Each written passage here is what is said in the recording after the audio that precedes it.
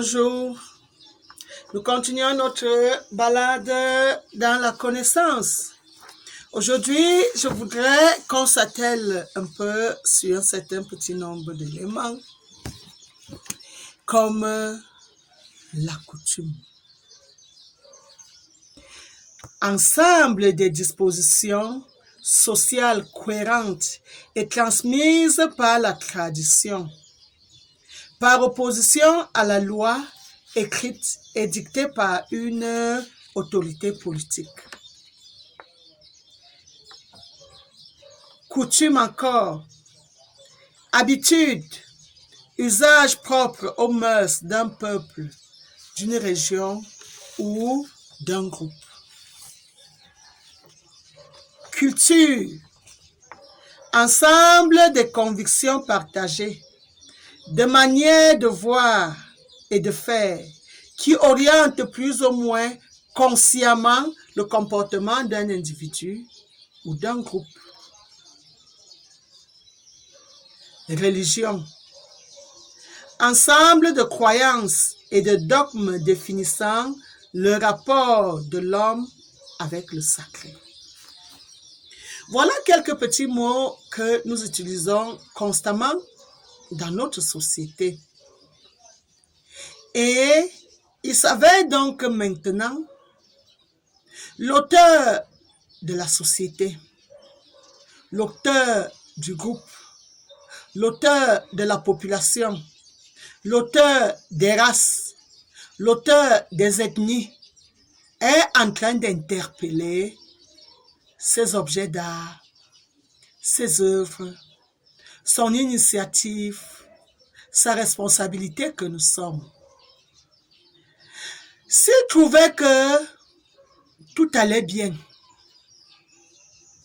que tout répondait aux normes et que l'espèce Homo sapiens n'était pas en danger ou n'avait pas de problème, je suis sûre d'une chose, c'est que il ne sortirait pas de son silence. Chez moi, lorsqu'un chef tape le tam-tam et appelle ses ouailles, ça veut dire que il y a un problème.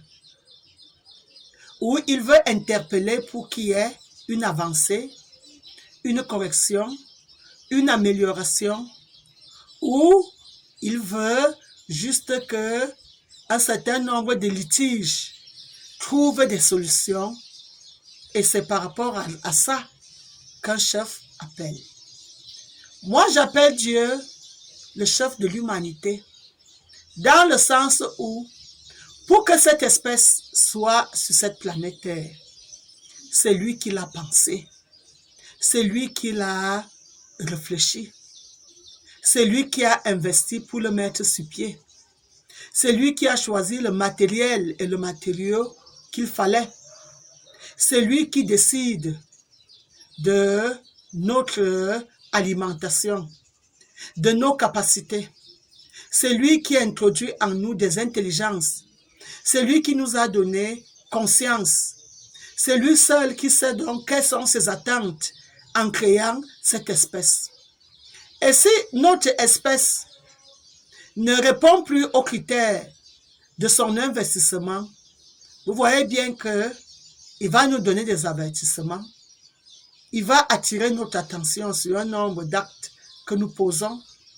Il va donc interpeller pour dire « Oh, peuple de moi, révisez-vous ». Et une grande partie de la communication qu'il a avec moi est dans ce sens, où il attire les attentions des uns aux autres que nous ne nous appartenons pas. Et même lorsque on se réclame appartenir à une ethnie, c'est lui qui fait l'association des parents, c'est lui qui choisit en fait.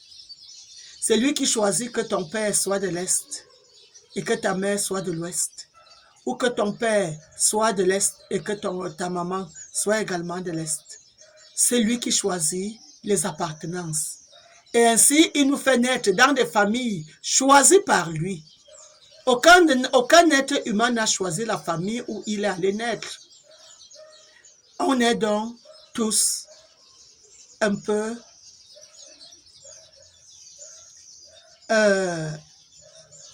des fruits de la volonté de quelqu'un. Cela va de soi que même au niveau des faciès que nous portons, on ne choisit pas son visage. On ne choisit même pas au sein de la famille à qui on va ressembler.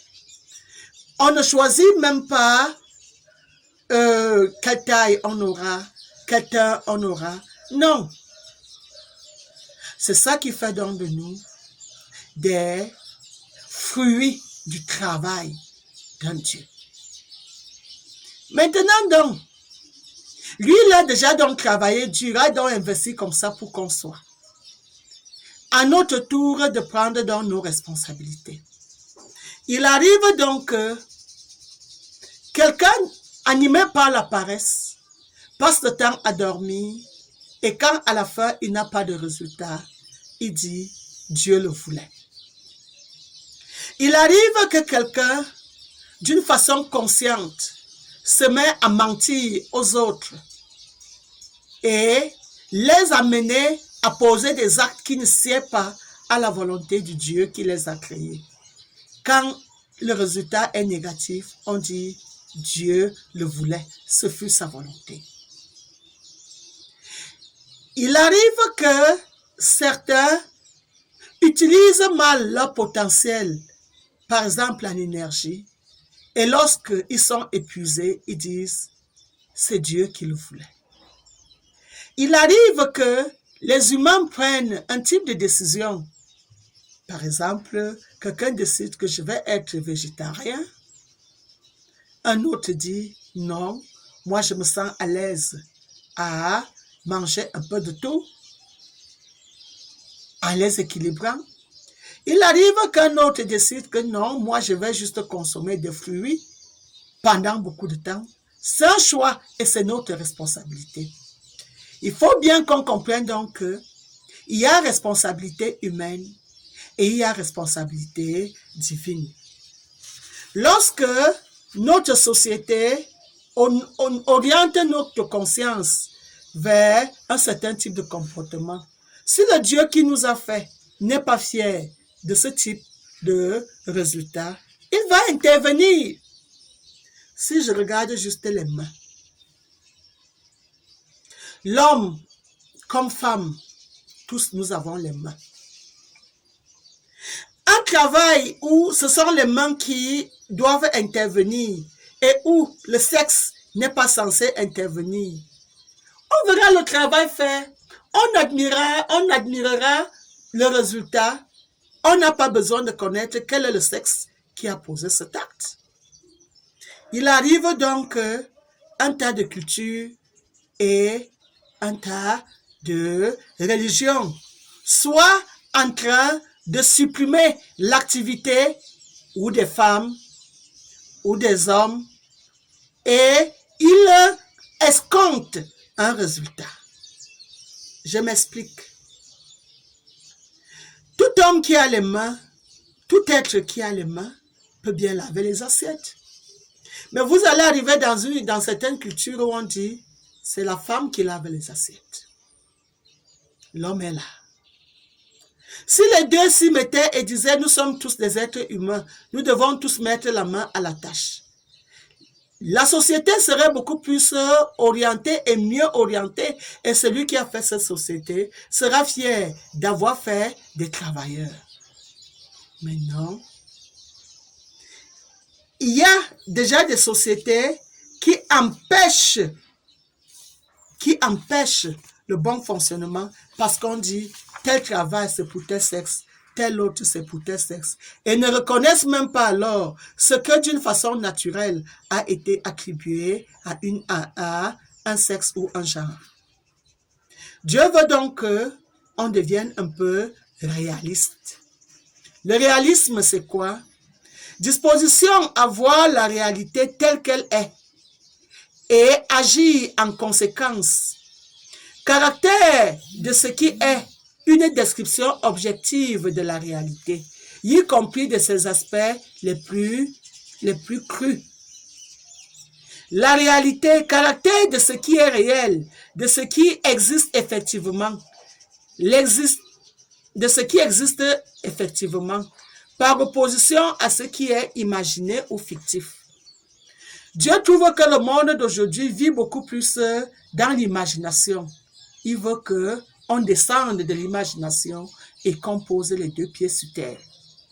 Il y a des valeurs que lui, il a pensées, que lui, il a réalisées et qu'il veut voir les résultats escomptés par rapport à son investissement à créer un monde. Dieu veut voir l'épanouissement de son peuple qu'il a mis sur pied. Donc, les cultures et les religions sont en train d'orienter vers un monde. Or, aucune culture ou aucune religion n'a créé l'humanité.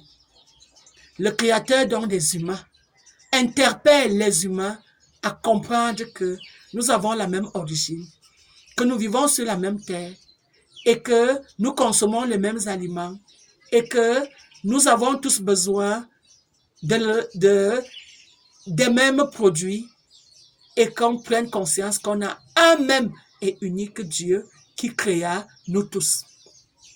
Et qu'aucune religion n'a créé un groupe ou un homme. Bien entendu, les coutumes. Que tous, on regarde encore vers Dieu. Qu'on apprenne à admirer ce qu'on ne peut pas créer. Qu'on apprenne à apprécier nos êtres tels que lui, il les a définis. Qu'on apprenne à acclamer vraiment Dieu dans toute sa grandeur et de ne pas le subdiviser en des morcellements qui plaisent aux uns et aux autres. Qu'on prenne Dieu comme un tout, qu'on le prenne dans sa réalité et qu'on comprenne que bien qu'il puisse être diversifié dans son activité, il reste le même. Et il y a toujours un point qui nous réunit, comme il y a toujours un point qui nous disloque. Que chacun de nous sache qu'il est une pièce unique, pensée par son Dieu, et que chacun apprenne à aimer lui-même, à s'apprécier et aller dans le sens de ce pourquoi il a été créé. L'auteur de l'humanité a bel et bien un nom. Maman Sagesse est son nom, puisque toute activité régénérescente est dans les entrailles d'une mère et qu'il y a une relation étroite entre une mère et l'enfant.